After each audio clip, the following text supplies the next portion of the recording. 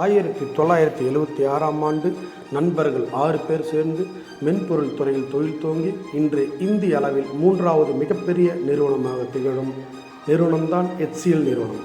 அந்நிறுவனத்தின் நிறுவனர் தமிழகத்தில் தூத்துக்குடியில் பிறந்த சிவநாடார் என்பது எத்தனை பேருக்கு தெரியும்?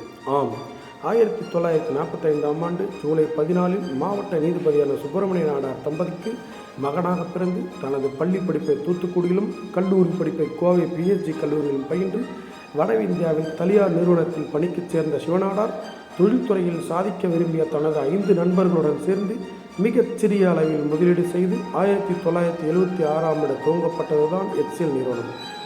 இன்று உலக அளவில் கணினி உற்பத்தியில் 8வது இடமும் இந்திய அளவில் 3வது மிகப்பெரிய மென்பொருள் நிறுவனமாகவும் திகழும் HCL நிறுவனத்தின் இன்றைய சொத்து மதிப்பு 3 லட்சம் கோடி. மென்பொருள் துறையில் சிவநாடார் ஆற்றிய சாதனைகள் போற்றும் விதமாக 2008ஆம் ஆண்டு இந்திய அரசு பத்மபூஷன் விருது வழங்கி கௌரவித்தது. மென்பொருள் துறையில் பல சாதனைகள் படைத்த சிவநாடார் தனது பெயரில் அறக்கட்டளை துவங்கி மிகப்பெரிய அளவில் கல்வி புரட்சியினையும் சேவையினையும் மேற்கொண்டு வருகிறார்.